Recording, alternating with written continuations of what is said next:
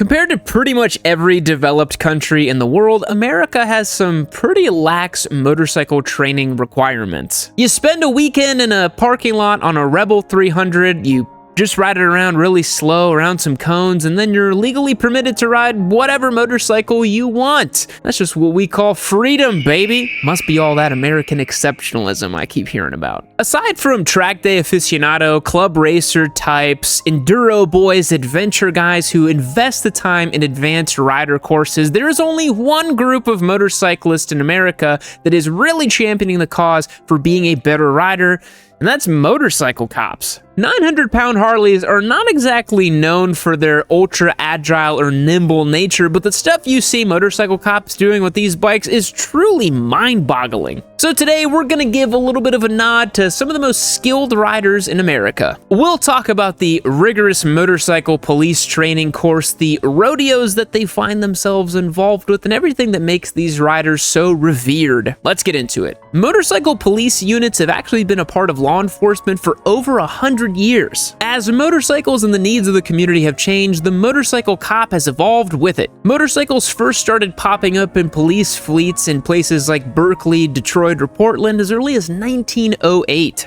As cities grew and populations became more dense, motorcycles proved to be a pretty effective way of navigating the urban jungle. Really, motor officers, as they are actually called, are sort of an evolution of cops on horseback. And the military is very much responsible for early motorcycle adoption in America. Motorcycles grew in popularity in the early 1900s as the bicycle craze started taking off and people realized, hey, these steel horses can do a whole lot more than just pop dank tuners. Different police departments in America also took this tact, using motorcycles in places that the traditional officer cars just couldn't get to. When it comes to policing communities, officers on motorcycles can just slip through the communities and the crowds and the tight spaces. It just makes things a lot easier. But one of the most interesting things is you'd think that cops would all use dual sports or something ultra lightweight and navigable, but they actually use some of the largest and heaviest bikes available. Models like the Harley-Davidson Electroglide, the BMW 1200 RT, the Goldwing, the Yamaha FJR 1300 have all been used in some way, shape, or form in police departments around the country. Maybe there's some correlation between cop bikes and dad bikes.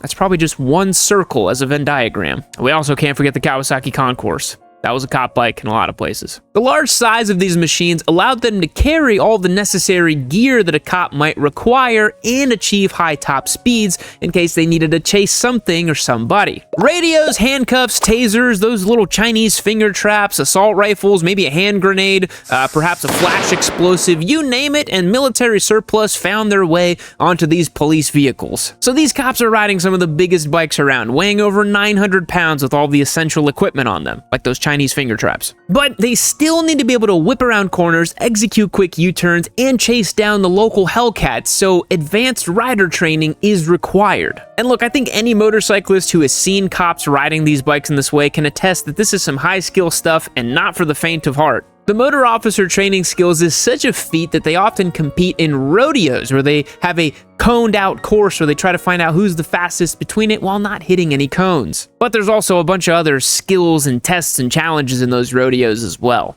These events are often put on by the community, usually in an effort to fundraise, raise awareness about the motor officers, and maybe even get some folks interested who might want to be an actual motor officer one day. And I'm not gonna lie, in the pantheon of public services, between firefighter, EMT, and a police officer, a teacher, a nurse, I think I'd choose motor officer. Now, in most police departments, being a motor officer is actually something you take on as a volunteer first and not a job that is assigned to you. And I mean, that makes sense. Being a motor officer is really not for everybody. You wouldn't want to just stick a random police officer on top of a motorcycle. You gotta really want to do it. Long hours out in the saddle of a hog trying to catch bad guys is a very strange job description that is not for everybody. But from the research I've done, most motor officers seem to be pretty dyed in the wool. Most seem pretty quick to acknowledge the fact that it is a pretty grueling job, requiring a lot of physical labor and a lot of attentiveness over their hours of work, but many of them still say it is a privilege to be able to ride a motorcycle for a living, no matter what you're doing. To become a motor officer, at very minimum, you're gonna need to have pretty extensive civilian motorcycle experience. From there, once other application requirements are met, they must start on the very intensive motorcycle police training course. Now,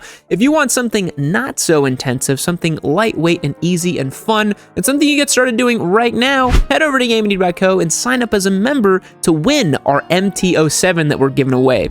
We're doing a new bike every month this riding season, so if you become a member, you're gonna get your best chance to win. You can stack up your entries, assign them to the giveaways as they come through the shop, and you're not gonna wanna miss it. Support the show. We're one of the largest independent motorcycle media channels here on YouTube, and we love what we do. Thanks so much for checking out the MT-07. Let's get back into it. Unlike the MSF course, this motorcycle training course often takes place over several weeks, not just a few days in a parking lot over a weekend, and typically requires continued monthly training sessions to make sure your skills stay sharp. You can think of the motorcycle police training like the MSF on steroids, and Adderall, and ketamine. It's some crazy stuff. Slow speed maneuvers are still at the forefront of this training though. But it's not your standard figure eight or a weave using a little sub 200cc mule. These officers must achieve incredibly extreme lean angles through various tight corners, basically scraping hard parts all along the way as they do it, counter-leaning their bike and navigating some of the craziest stuff you'd imagine on a gigantic bike. Beyond the precise slow speed technical maneuvers that a motor officer must complete, they're also trained in high-speed chases, obstacle avoidance, and of course, extreme emergency braking. Depending on the location of the department, some of the training might also include some off-road elements as well. You can see videos of motorcycle cops riding up and down stairs, which is just crazy. Beyond the intensive skills training, there's also training in endurance. The long days in the saddle are obviously an important element of being a motorcycle cop, and you have to be able to prove that you can do that for 8 hours a day in and day out throughout the work week. That's not for the faint of heart, especially if you live somewhere like Texas. The failure rate for motorcycle police officer training is pretty high, with 50% of applicants not succeeding. But those who do succeed end up with an incredible repertoire of skill. As I mentioned previously, motor officers are so committed to this whole thing that they will put on rodeos just to show off their skills and compete against one another. So we know a little bit about the training required to be a motor officer, but now let's talk a little bit about the specific bikes that are used. Because of course, we're here on Yami Noob, we want to talk about the bikes themselves. Here in America, we're pretty used to seeing Harley-Davidson donning the police badge. Harley has produced police editions of the Road King and Electra Glide for decades now, and to be honest, it's kind of what you think of when you think of a police bike here in the States. But some departments have even used Sportsters throughout the years. I just hope that they don't find themselves in too many high-speed chases, because they're not going to stand much of a chance. BMW also makes police motorcycles, with the R1250 RTP being one of their more prominent models. Here in Austin, I usually see cops riding with BMWs. But in cities that perhaps have a little less funding, I usually see Harley-Davidsons. Smaller F750 and 850 GSs are also used in America and in Europe as well. These bikes, of course, need to be capable to do the type of riding that the motor officer needs to accomplish, but you think about it, they also got to withstand a ton of abuse and a ton of mileage. These bikes will easily rack up tens of thousands of miles in just a few years. Honda's had a presence in police vehicles as well. The ST1100 and ST1300 are used in Europe for police vehicles. The Africa Twin and NT1100 have also been used as police vehicles.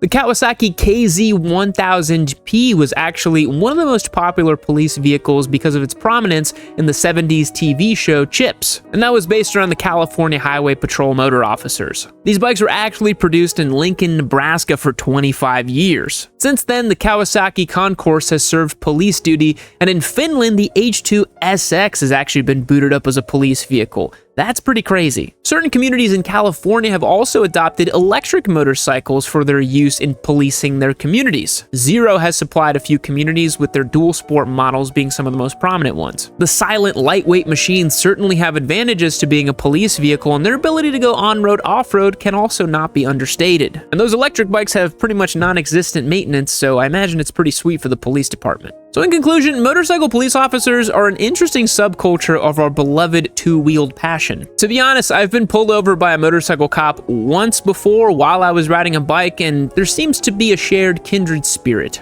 Motorcycle cops generally love what they do. They love being out on the bike, and so they're usually pretty chill. And it's kind of cool the way that the culture exists beyond just the job and the skills itself. It's kind of crazy how this seemingly simple job of a civil servant that just happens to be on two wheels has created a whole subculture. So we just wanted to spend a little time digging a little bit deeper on this today, and I hope you guys enjoyed the show. Let me know what you think. If you're a motorcycle cop, sound out from the comments below. I'd love to hear your experience. Why did you become one? Was it difficult to become a cop? And can you do some nasty, quick little U-turns in the parking lot just to show off in front of everybody? I swear, I feel like every motorcycle cop hits that like super quick U-turn in the parking lot just to flex up on everybody. It is pretty cool. Thanks so much for checking out today's video. Be sure to hit the link down below and check out that giveaway MT-07. You are not going to want to miss it. March 28th is the last day you have to get entered to win. Thanks so much for watching. I'll catch you in the next one.